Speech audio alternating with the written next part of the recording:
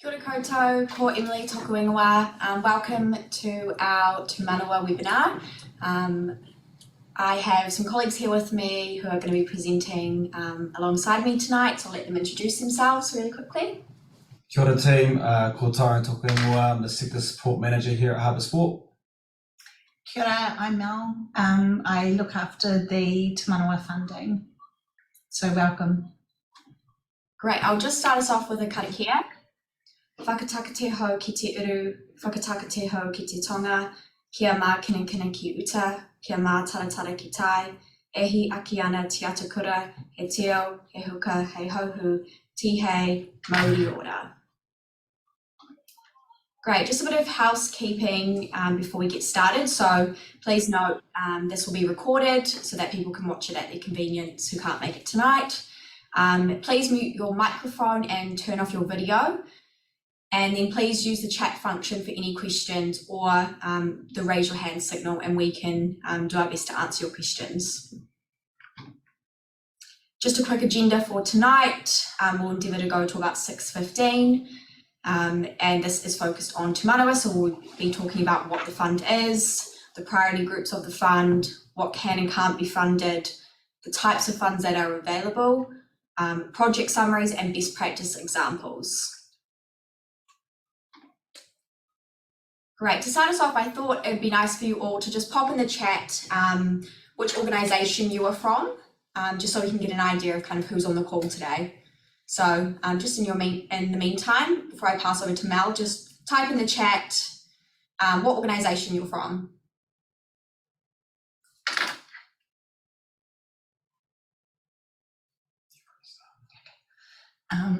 So yeah, thanks for joining us.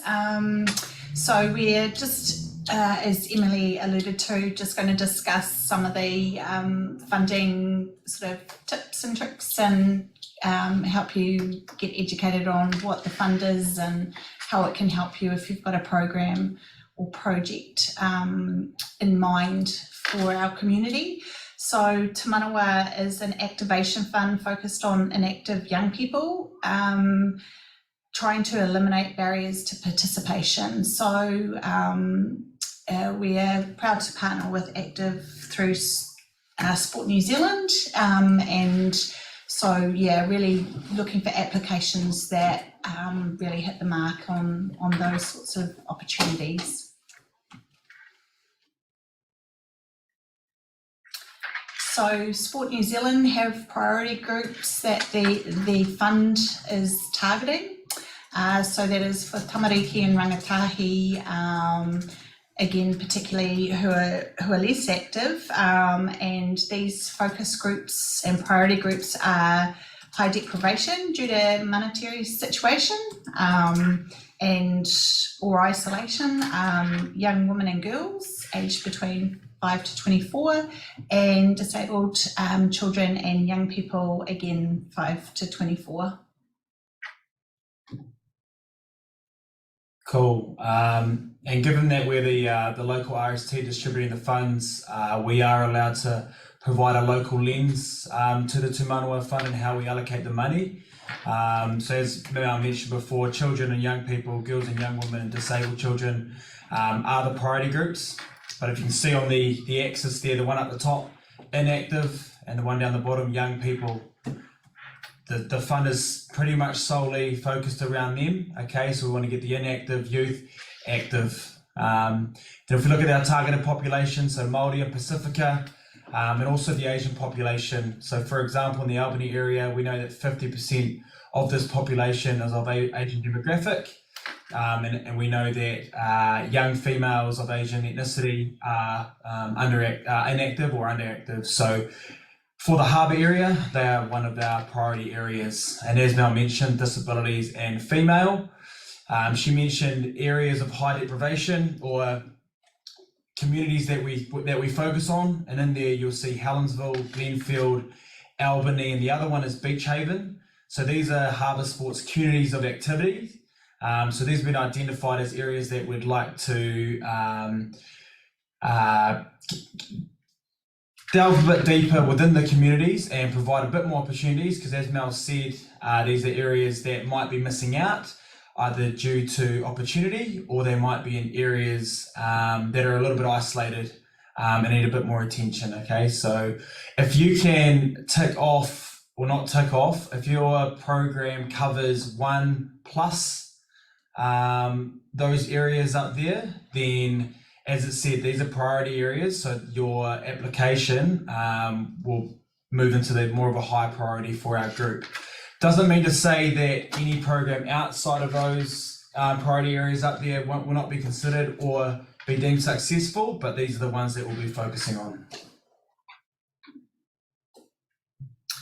Right, so we're just going to chat about what can and can't be funded through Te Manawa. So up there we've got what we're looking for. So your program or project delivery costs, so that can include coaching and coordination costs for the project, not obviously coordination costs for in general, but it has to be specifically for that project.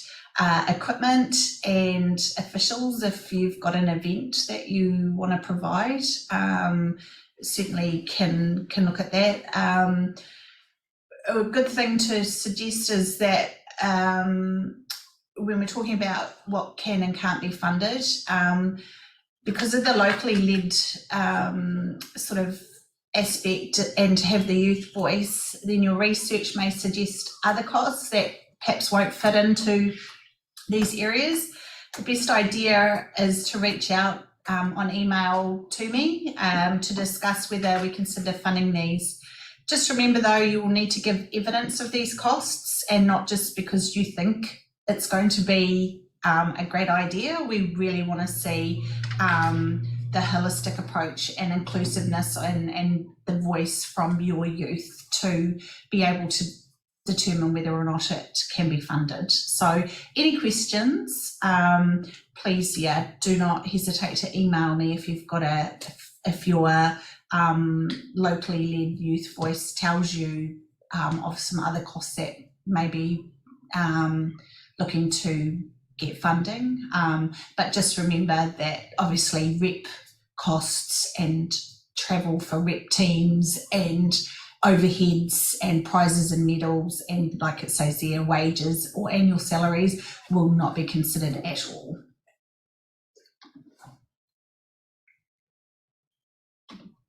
Okay. So we just talk about the types of funds available. So currently, as of Monday, our funding is available. We have our Fast Fund, which is under 10,000. This is reviewed by our internal panel, and the turnaround's relatively quick in decision making. The local fund is for any applications over 10,000, and this year we have 2 rounds. Round 1 is open now and closes at the end of the month, and the amount available is 200,000. In round 2, we've got around 100,000 available, and that's really to try and service our summer activities. So the funding will be available for January, which is a pretty exciting change from the previous 2 years. This is to really help generate, like I say, the summer activities and kids getting engaged in that kind of activity. We recognise that, a lot of our summer activities didn't have that opportunity to go for funding last year because it went out. We basically allocated all the funds by October. So we are trying to help our communities the best way we can. So again, the local fund is reviewed by an external panel, and looking for decisions around August and December. Great. So just on the information that's been covered so far, are there any burning or pressing questions that anybody wants to ask? You can either put them in the chat function or raise your hand and unmute yourself. Okay. Great. So we're going to go through our project summary. So the photo is of one of our, we've just got a question. What a junior camp.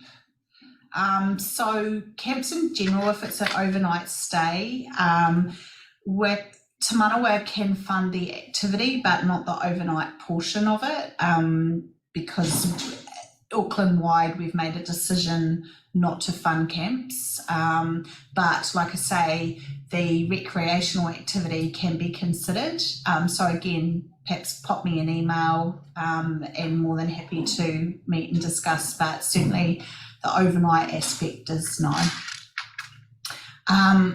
So yeah, we just talk about the project summary.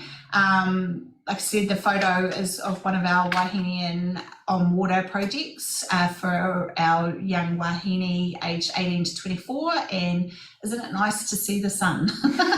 I really want to see summer soon. So if we talk about when you're looking to put an application together, we're thinking about outlining, what, who, where, when, and why. So things such as session length, priority groups, activities, when, the dates, summer, surfing, this is where the panel really gets an understanding of what your project is. So the words are limited to 300 on the application, but we can, if you find that you want to add more detail to your project summary, don't hesitate to use the additional info down the bottom of the project application form to give us a presentation of your project and giving us more detail to help us understand your project better. The more information you can provide of what it is, the better, and we'll cover that later of a great example. Okay, cool. And the second, probably most important part, or one of the most important parts of the application process, is around gathering insights for the why.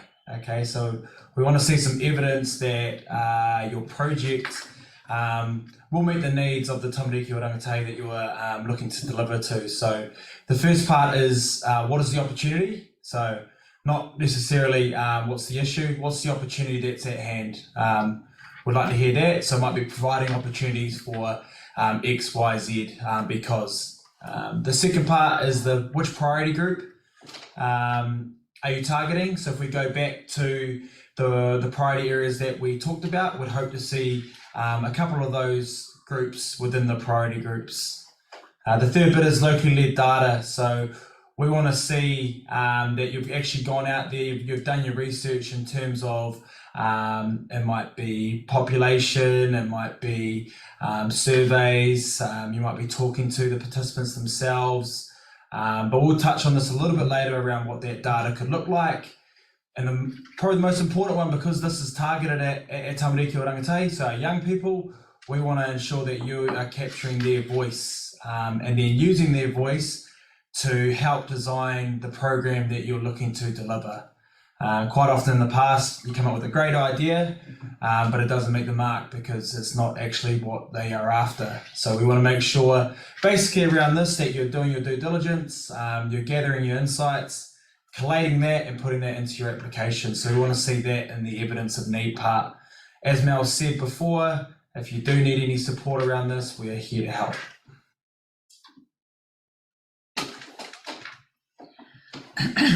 Okay, so we're showing you an example of one of the applications that we've received here at Harbour, and so we just wanted to show you how the project was formulated. So this is an example from Harbour Rugby.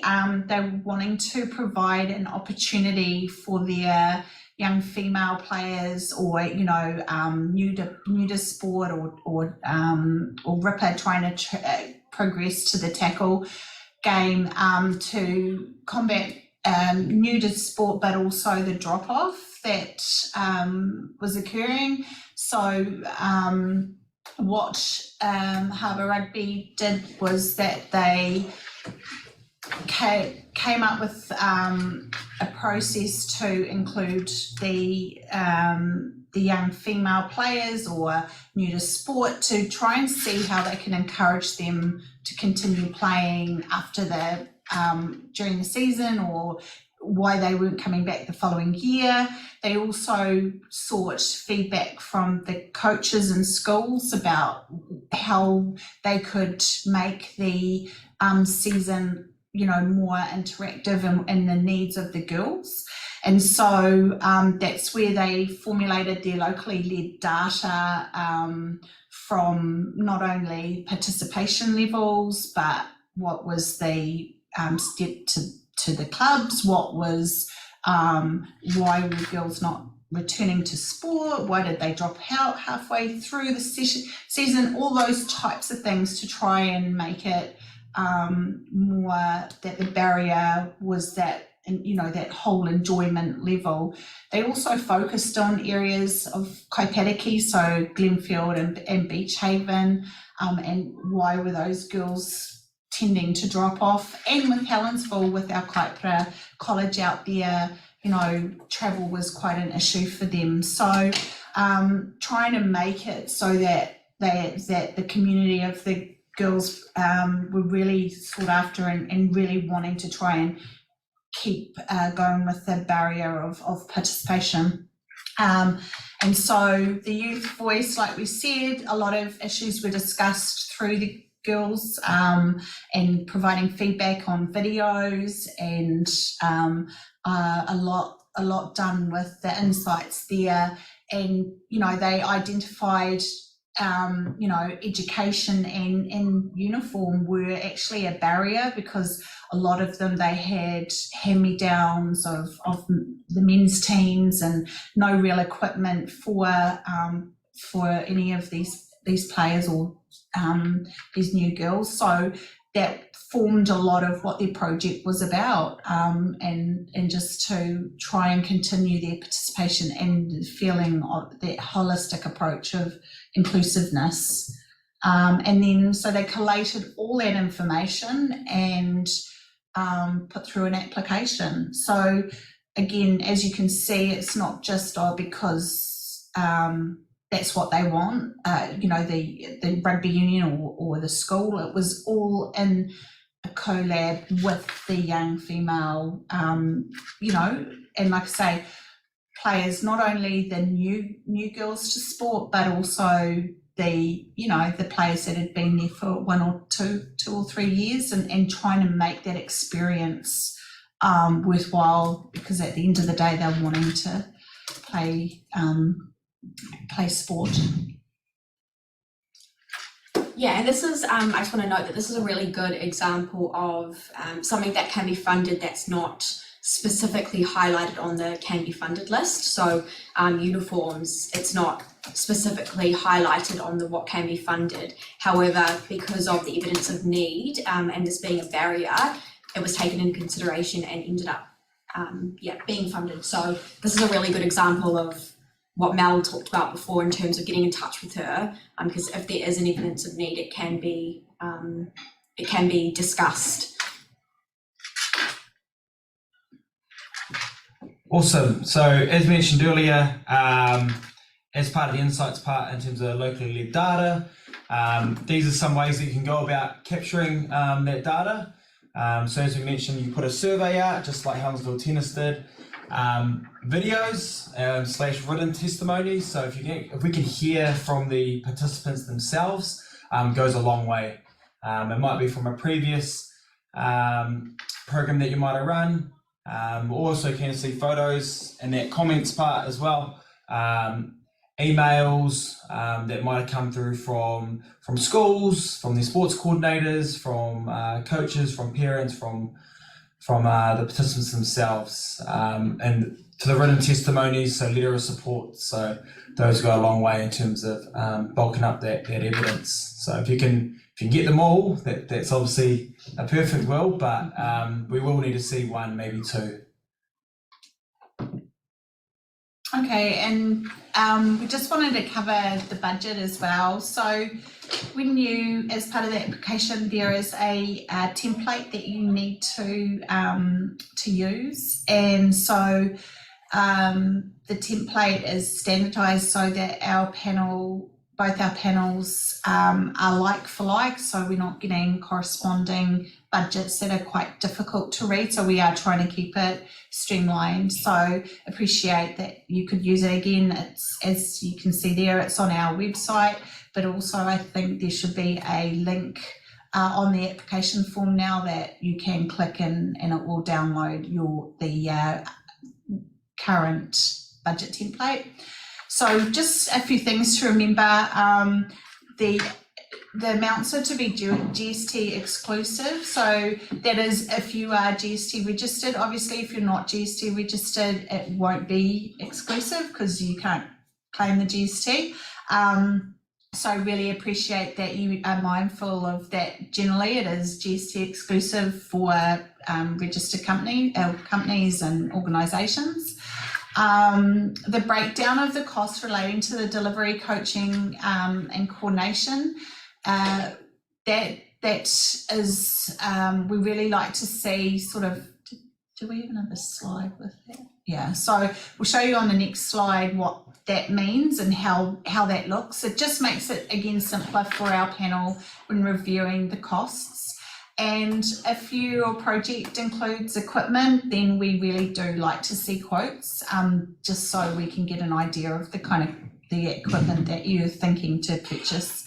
But like I say, application must use a budget template, exclusive amounts, GST exclusive, if registered, and definitely a breakdown of costs. So if we go to the next slide, that's a snapshot of sort of what we mean by breakdown. So some of the applications that we see come through, they just have coaches at $1,900 with no detail, and so we can't judge whether or not the costs, what are the coaching costs for. So again, if we can say, 2-hour session at $40 per hour at 2 sessions per week for 12 weeks, that sort of gives us enough breakdown so that our accounting panel members can break it down and just ensure that all the costs tie up.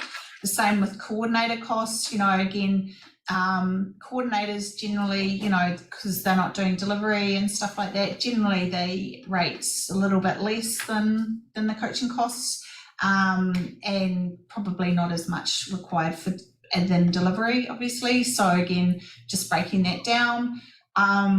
We do have a rule of thumb for a rate per hour, so just bear that in mind that $70 to $100 an hour won't be looked at. Any questions, please flick me an email and just get that. Otherwise, it will be up to the panels to make that judgment of what we will, how much we will fund, and we'll get back to you on that. Again, venue hire, 2-hour session at $150 a session for 2 sessions for 12 weeks. And then obviously equipment as per quote, and then you'll send that in.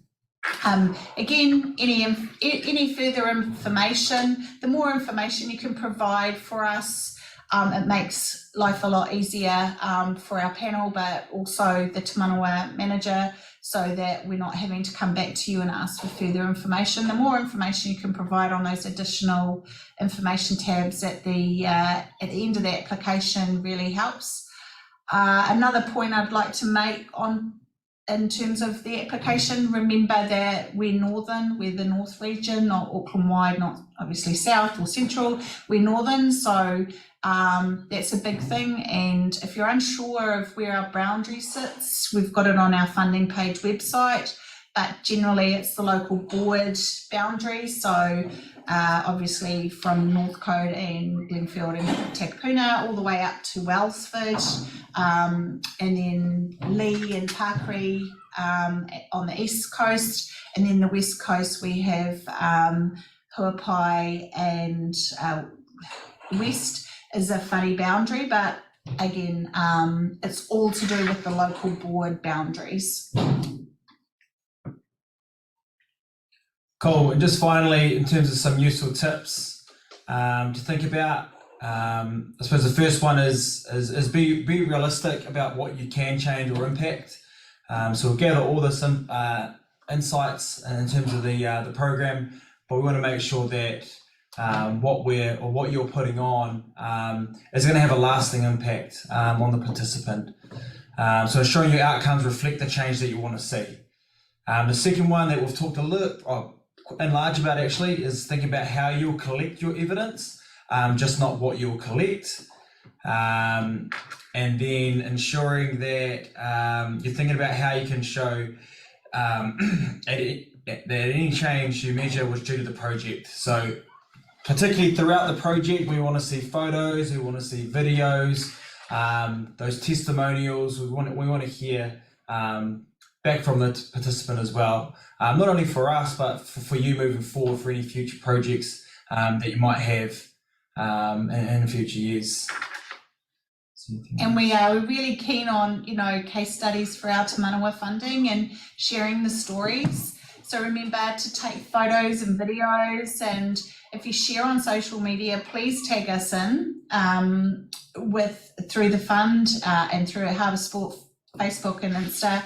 And really, we really like to highlight the good work that our community is providing for our young people. So yeah, if successful, remember to take lots of photos and lots of fun.